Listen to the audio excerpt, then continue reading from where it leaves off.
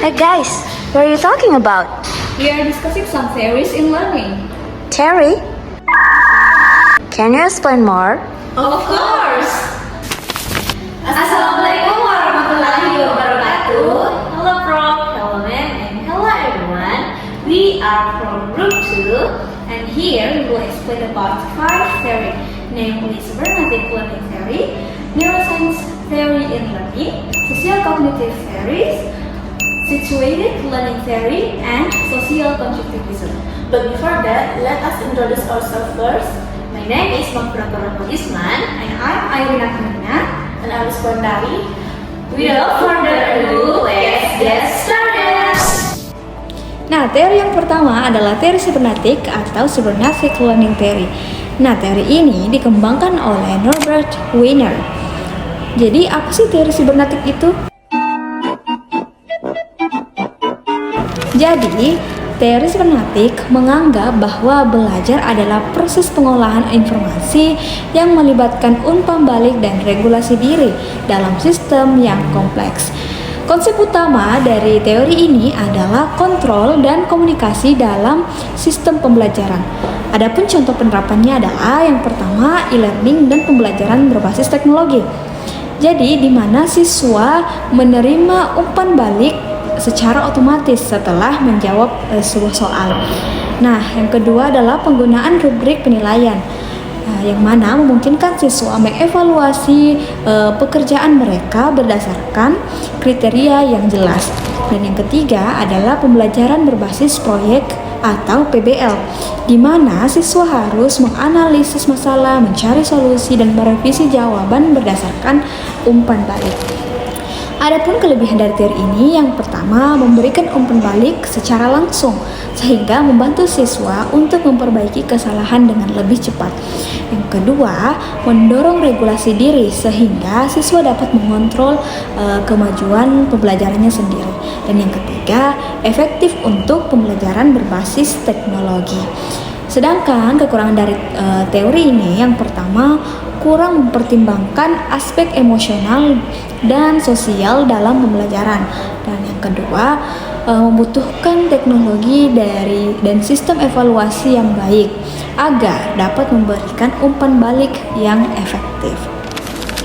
Nah, teori yang kedua adalah teori neuroscience dalam belajar. Nah, teori ini dikembangkan oleh Eric Kandel. Jadi, apa sih teori neuroscience itu? Jadi, teori ini meneliti bagaimana otak memproses informasi dan bagaimana faktor biologi seperti struktur otak, neurotransmitter, dan emosi mempengaruhi suatu pembelajaran. Nah, adapun contoh penerapan dari teori ini adalah yang pertama, menggunakan strategi multisensori. Jadi, multisensori itu terdiri dari visual, auditory, dan kinestetik. Nah, hal ini bertujuan untuk meningkatkan pemahaman. Yang kedua, memberikan jeda istirahat selama belajar agar otak dapat menyimpan informasi dengan lebih baik. Yang ketiga adalah mengaitkan materi dengan emosi positif, misalnya menggunakan humor atau cerita yang menarik agar lebih mudah untuk diingat oleh para siswa. Nah, kelebihan dari teori ini, yang pertama memahami cara kerja otak agar dapat membantu mengoptimalkan metode pembelajaran. Yang kedua adalah mendorong penggunaan strategi pembelajaran berbasis sains seperti pemetaan konsep dan latihan secara berulang. Nah, adapun kekurangan dari teori ini, yang pertama sulit diterapkan secara langsung dalam kelas karena setiap individu memiliki struktur otak yang unik. Yang kedua adalah masih berkembang dan membutuhkan lebih banyak penelitian untuk diterapkan secara lebih luas. Nah, teori yang ketiga yaitu teori sosial kognitif. Teori ini dikembangkan oleh Albert Bandura. Nah, jadi apa sih teori sosial kognitif ini? Jadi, teori sosial kognitif ini yaitu belajar terjadi melalui observasi, imitasi, dan pemodelan. Faktor lingkungan, kognitif, dan perilaku saling memengaruhi dalam proses belajar. Nah, adapun contoh penerapannya yaitu yang pertama modeling oleh guru. Nah, jadi guru menunjukkan cara membaca atau berbicara dalam bahasa Inggris, lalu siswa menirunya. Yang kedua yaitu belajar dari teman sebaya.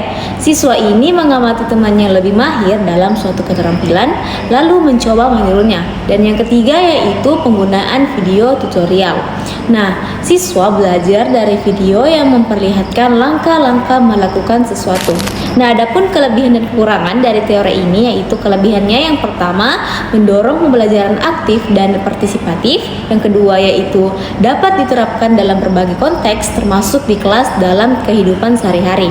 Nah, yang ketiga yaitu memperkuat kepercayaan diri siswa melalui pengamatan dan pengalaman langsung. Nah, adapun kekurangannya yaitu tidak semua siswa dapat belajar hanya dengan mengamati. Beberapa perlu praktik langsung. Nah, yang kedua yaitu faktor lingkungan itu sangat berpengaruh, sehingga jika model yang diamati negatif, hasil belajarnya juga bisa negatif. Nah, teori yang keempat yaitu teori belajar situatif. Teori ini dikembangkan oleh Jean Lev dan Etienne Wenger. Nah, apa sih maksud dari teori ini? Nah, jadi belajar terjadi dalam konteks sosial dan budaya tertentu, bukan hanya di dalam kelas, tetapi dalam komunitas praktik. Nah, adapun contoh penerapannya yaitu yang pertama, magang atau praktik kerja. Siswa belajar dengan berpartisipasi dalam dunia kerja nyata. Nah, yang kedua yaitu pembelajaran berbasis proyek. Nah, jadi siswa menyelesaikan proyek nyata yang relevan dengan kehidupan mereka. Yang ketiga yaitu belajar dalam komunitas online. Bergabung dengan forum diskusi atau kelompok belajar untuk bertukar pengalaman.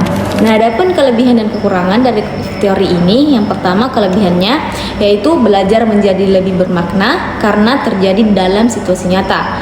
Nah, yang kedua meningkatkan keterampilan sosial dan kolaborasi. Yang ketiga yaitu dapat diterapkan di luar kelas dan memperkaya pengalaman belajar siswa.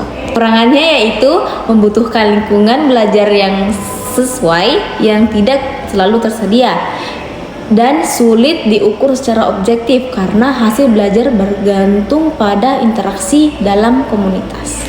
Kelima, teori konstruksi sosial. Teori konstruksi sosial dikembangkan oleh Lev Vygotsky. Menurut teori ini, belajar adalah proses sosial di mana seseorang membangun pemahaman melalui interaksi dengan orang lain. Siswa akan lebih mudah memahami konsep baru jika mereka bekerja sama dalam kelompok atau mendapat bimbingan dari orang yang lebih berpengalaman. Contohnya yakni diskusi kelompok, yaitu siswa bekerja sama untuk memecahkan masalah atau memahami konsep baru. Scaffolding, yaitu guru atau mentor memberikan bimbingan bertahap.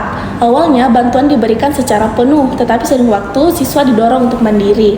Dan yang terakhir yaitu tutor sebaya, yaitu siswa yang lebih paham membantu teman yang masih kesulitan dalam belajar.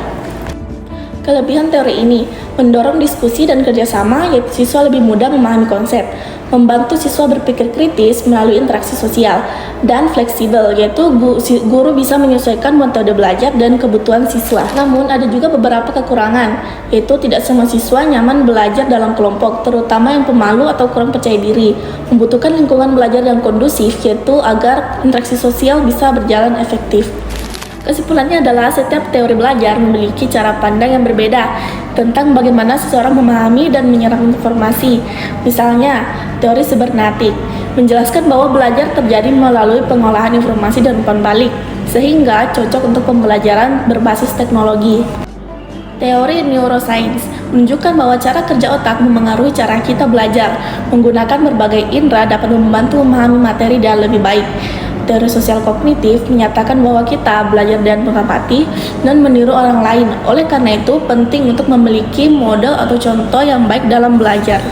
Teori belajar situatif menekankan bahwa belajar lebih efektif jika terjadi dalam situasi nyata seperti magang atau proyek berbasis komunitas.